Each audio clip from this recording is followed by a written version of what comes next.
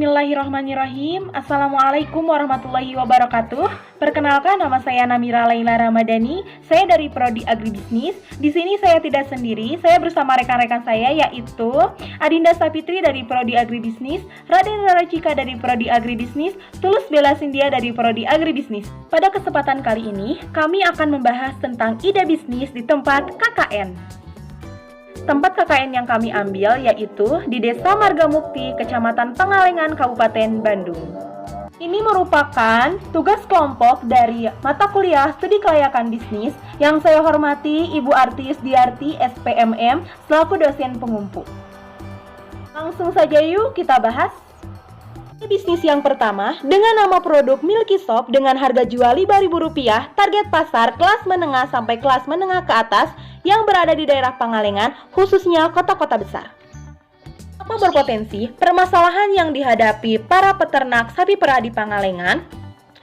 Yaitu harga jual susu sapi segar yang relatif rendah, yakni Rp5.000 per liter.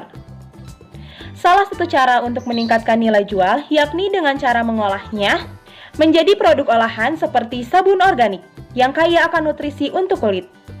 Terlebih selama pandemi COVID-19, limbah SLS meningkat. Dengan sabun susu organik yang ramah lingkungan akan membantu mengurangi limbah SLS yang ada. Bisnis yang kedua dengan nama produk dodol susu dengan harga satu kotak Rp10.000 berisi 12 pieces, target pasar semua kalangan para wisatawan yang berkunjung ke kota Bandung yang memiliki pendapatan lebih dari 3 juta. Mengapa berpotensi? Harga susu sapi segar yaitu Rp5.000 per liter. Agar mendapatkan keuntungan yang lebih besar, susu sapi murni harus diolah untuk mendapatkan nilai tambah. Susu sapi dapat diolah menjadi produk dodol susu. Selain untuk mendapatkan nilai tambah, tujuan lain dari pengolahan dodol susu yaitu untuk penganekaragaman pangan dan pengawetan masa simpan. Ide bisnis yang ketiga dengan nama produk Bol Kensu, bola-bola kentang susu dengan harga satu kotak Rp10.000 berisi 10 pieces. Target pasar semua kalangan baik para penduduk maupun para wisatawan yang berkunjung ke kota Bandung. Mengapa berpotensi? Kecamatan Pangalengan merupakan salah satu sentra produksi kentang di Provinsi Jawa Barat. Jumlah produksi yang tinggi tidak menjamin para petani mendapatkan keuntungan yang tinggi. Di luar faktor iklim yang tidak menentu, bencana alam, serta serangan hama dan penyakit.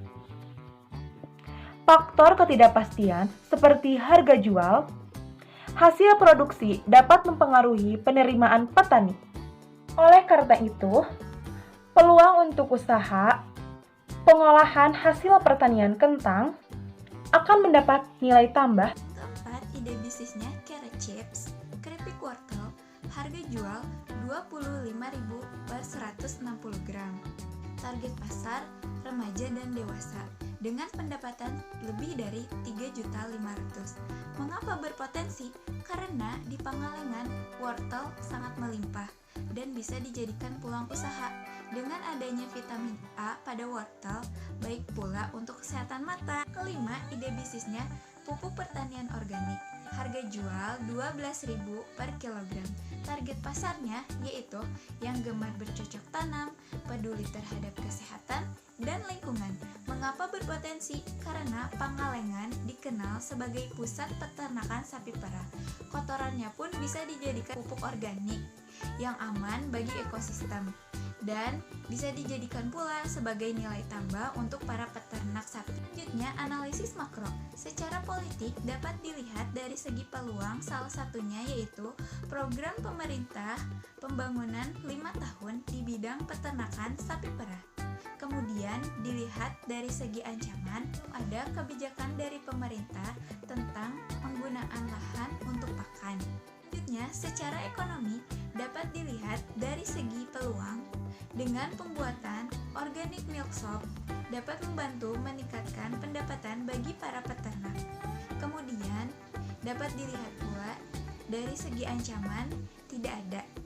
Baik, terima kasih kepada Namira dan Adinda yang telah menyampaikan materi. Selanjutnya, materi akan dilanjutkan oleh saya. Dalam peluang analisis sosial pada abad 21 ini sedang tren gaya hidup ramah lingkungan. Karena itu, di Indonesia permintaan bahan organik semakin meningkat. Peluang itu yang akan menambah popularitas dan permintaan sabun organik di Indonesia. Dan untuk peluang dalam analisis teknologi, melalui era digitalisasi, kita bisa memanfaatkan media sosial untuk memudahkan mencapai target pasar. Selanjutnya, terdapat ancaman pada analisis ekologi, yaitu jika pabrik tidak terawat dan tidak higienis, itu akan mencemari bahan baku sabun dan membuat sabun akan mudah berjamur. Dan untuk analisis legalitas, izin usaha sangat penting bagi perusahaan. Jika tidak memperoleh perizinan dari pemerintah setempat, itu akan menjadi masalah bagi perusahaan. Selanjutnya, analisis mikro. Dalam peluang analisis pesaing, karena biaya operasional sabun organik ini rendah, jadi bisa dijual lebih terjangkau seperti sabun pada umumnya. Dan ancaman dari analisis pesaing, dari segi harga, PT besar lebih terjangkau. Dan dari segi komposisi, ternyata susu kambing lebih tinggi nutrisinya dibanding dengan susu sapi. Selanjutnya, substitusi. Karena sabun organik mempunyai banyak manfaat, jadi sabun organik mempunyai peluang besar untuk menggantikan sabun kimia di pasaran. Namun, ancamannya jika pemasaran tidak dilakukan dengan baik, itu akan membuat sabun organik menghilang di pasaran. Cukup sekian dari saya, dan materi akan dilanjutkan oleh Cika. Halo, pembahasan selanjutnya akan dilanjutkan oleh saya, Raden Roro Cika Putri Aulia. Masih dalam pembahasan analisis mikro, yaitu kemungkinan pendatang baru. Terdapat peluang dan ancaman. Peluangnya adalah produk perlahan-lahan akan dikenal di masyarakat dan tentunya sesuai dengan target pasar. Ancamannya yaitu minat masyarakat terhadap produk rendah. Dan jika bisnis tidak dijalankan dengan baik, maka pendatang baru akan merebut pangsa pasar. Poin selanjutnya adalah potensi kondisi pelanggan atau pangsa pasar.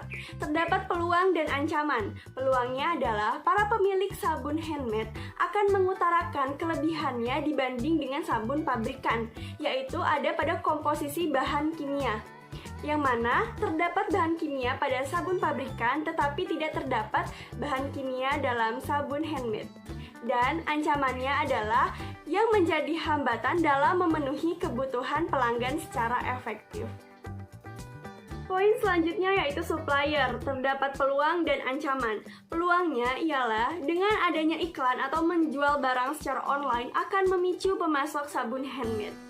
Dan ancamannya yaitu barang yang datang tidak sesuai dari satu distributor.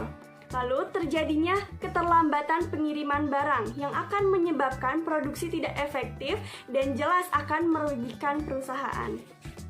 Kesimpulannya, produk ini layak dikembangkan karena pada saat ini gaya hidup sehat telah menjadi tren masyarakat dunia, sehingga dapat menimbulkan peluang dan potensi untuk produk ini.